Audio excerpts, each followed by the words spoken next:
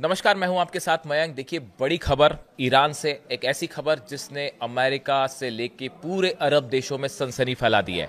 और खबर यह है कि हॉर्मूज की खाड़ी में ईरान ने एक जहाज को बंधक बना लिया है, एक जहाज पर कब्जा कर लिया है। अब ये पूरी खबर समझनी पड़ेगी जैसे खबर निकल के आई। देखिए, जो खबरें चल रही हैं, Iran revolutionary guard reportedly intercepted the Talara, a Marshall Islands flagged oil product tanker and directed it towards Iranian waters on Friday।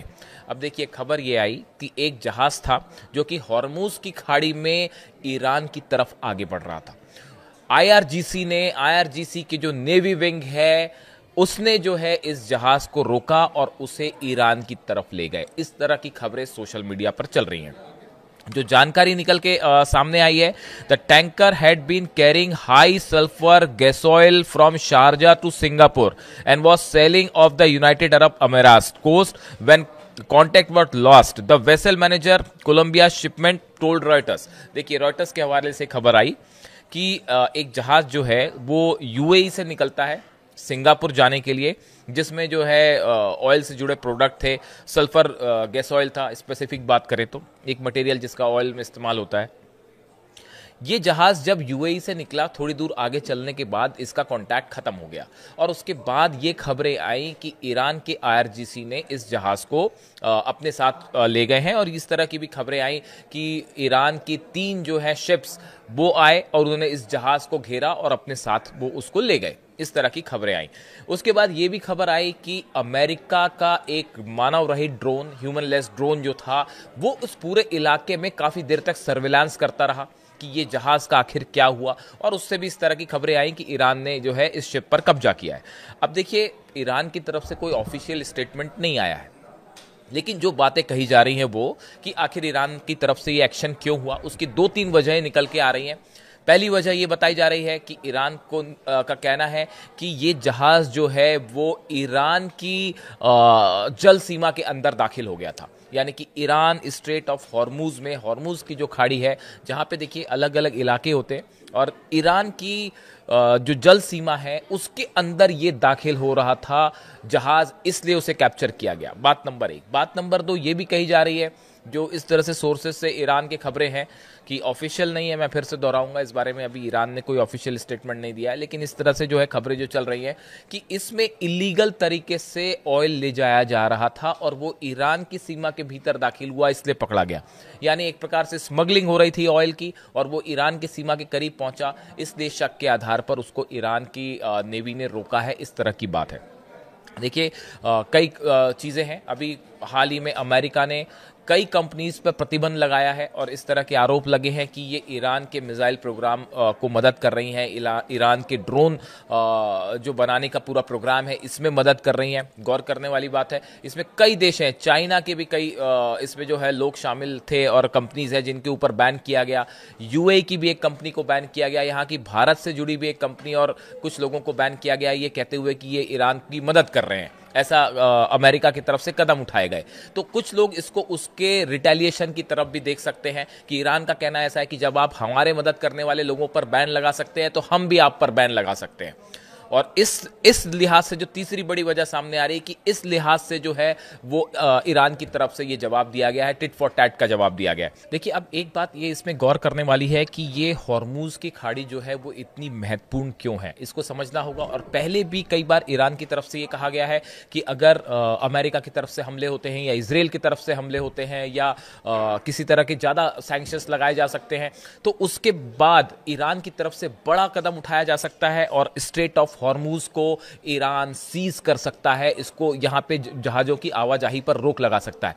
अगर ईरान ने यह कदम उठाया तो बड़ा नुकसान होगा पूरी वर्ल्ड इकोनॉमी को। और इसकी और क्यों इससे अमेरिका घबराते हैं, क्यों यूरोपीय देश इससे घबराते हैं या इजराइल इतना परेशान होता है जब भी ये खबर आती है कि ईरान जो है स्ट्रेट ऑफ हॉर्मूज पर बैन लगा सकता है। देखिए, हॉर्मूज की जो खाड़ी है वो फारस की खाड़ी को ओमान की खाड़ी और आगे अरब सागर से जोड़ती है। ये बात समझनी होगी। जो हॉर्मूज की खाड़ी है ये फारस की खाड़ी को ओमान की खाड़ी और आगे अरब सागर से जोड़ता है। यह उत्तर में ईरान और दक्षिण में ओमान और संयुक्त अरब अमीरात के बीच स्थित है।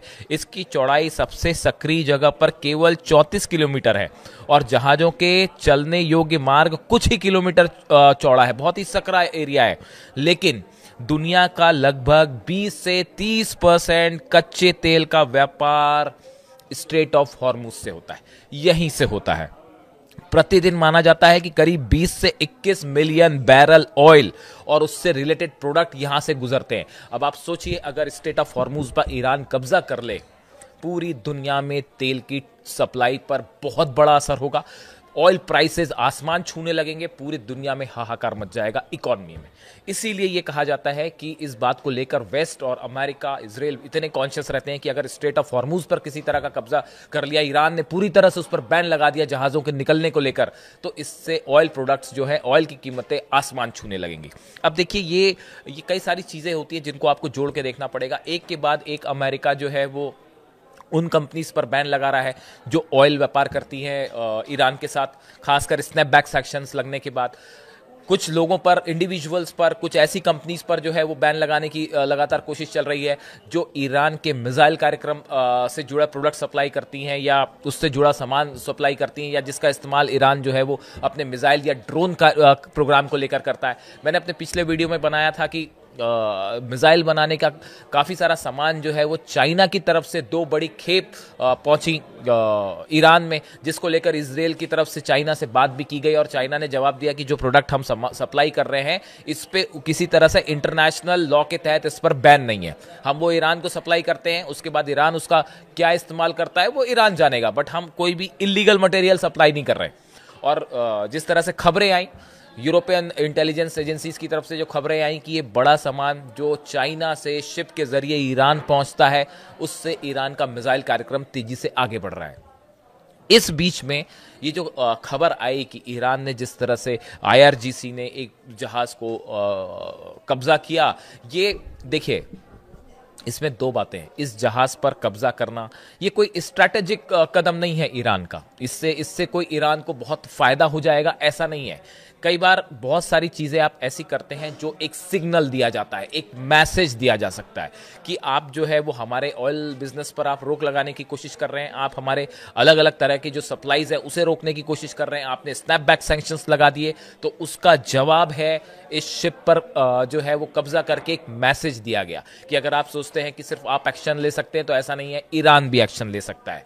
कई एक्सपर्ट मान रहे हैं कि इस तरह का मैसेज ये दिया गया, और 3 वजह तो मैंने आपको बताई कि वो ईरान की इस तरह के आरोप हैं। बताया जा रहा है कि वो ईरान की टेरिटरी में जो वाटर टेरिटरी था उसके अंदर उसने प्रवेश किया, या दूसरी चीज की इसमें स्मगलिंग का ऑयल इस्तेमाल हो रहा था तो ईरान ने मैसेज दिया कि भाई ये हमारे एरिया से नहीं गुजर सकता, और तीसरी बात कि ये बड़ा एक प्रकार से संदेश था कि जो बैन लग रहे हैं ईरान पर उसको लेकर कि देखिए अगर आगे किसी तरह के हमले होते हैं, इस तरह की भी खबरें हैं कि इजराइल और ईरान के बीच, अब इस तरह की खबरें वेस्ट के कई सारे न्यूज़पेपर्स में, सोशल साइट्स में वायरल हैं कि अब बस कुछ दिनों का वक्त बाकी है और कभी भी इजराइल और ईरान के बीच जंग शुरू हो सकती है। ऐसे हालात में ईरान के लिए एक बहुत बड़ा हथियार है कि स्ट्रेट ऑफ हॉर्मुज पर अगर ईरान पूरी तरह से बैन लगा देता है, प्रतिबंध लगा देता है, तो इसका बड़ा खामियाजा वेस्ट को भुगतना पड़ेगा। देखिए पहले भी 1-2 बार ऐसा हो चुका है कि वहां से गुजरने वाले कुछ जहाजों पर IRGC ने और ईरान की नेवी ने कब्जा किया। उसके तमाम उन्होंने कारण बताए। कई बार उन्होंने ये कहा कि हमारी टेरिटरी में अंदर आ गए थे, इलीगल तरीके से अंदर आए थे, इसलिए हमने कब्जा किया। कई बार ऐसे भी उदाहरण सामने आए हैं कि अमेरिका के वॉरशिप जब इस एरिया में आगे आने की कोशिश की या आगे आए तो ईरान की एयरफोर्स ने उन्हें पीछे धकेल दिया। इस तरह की भी खबरें आई थी, ऐसा एक वीडियो मैंने भी बनाया था पहले। तो देखिए कई सारे मैटर हैं जो स्ट्रेट ऑफ हॉर्मुज से जुड़े हुए हैं। ये वो इलाका है जो अंतर्राष्ट्रीय व्यापार के लिहाज से, वॉर के लिहाज से, स्ट्रैटेजिक लोकेशन के हिसाब से बेहद अहम है। और जैसे जैसे धीरे धीरे धीरे बात अब एक न्यूक्लियर टॉक्स को लेकर, देखिए न्यूक्लियर टॉक्स पूरी तरह से फेल है और ये साफ है कि ईरान न्यूक्लियर प्रोग्राम नहीं रोकेगा, मिसाइल प्रोग्राम नहीं रोकेगा, किसी के दबाव नहीं आएगा। इस सूरत में एक बार फिर अमेरिका इजराइल की जंग तय मानी जा रही है और इस सूरत हाल में ईरान ने इस जहाज पर कब्जा करके एक प्रकार से बड़ा संदेश दिया है वेस्ट को कि जो है जिस तरह से सैंक्शंस लगे तो तो उसका जवाब भी दिया जा सकता है। और इसको लेकर तमाम एक्सपर्ट्स अपनी राय दे रहे हैं। आगे इस जहाज से जुड़ा क्या अपडेट होता है, क्या इसे रिहा किया जाता है या इसको लेकर क्या कोशिशें होती हैं। अमेरिका की तरफ से कोशिश हो रही है, यूएई की तरफ से कोशिश हो रही है, और जिस कंपनी का जहाज़ है उसको उसकी तरफ से कोशिशें शुरू हो गई हैं। कोलंबिया शिपमेंट जो है शिप मैनेजमेंट की तरफ से कोशिशें हैं इस जहाज़ को छुड़ाने के लिए। इससे जुड़ा जो भी अपडेट होगा वो हम आप तक पहुंचाएंगे। Thank you so much.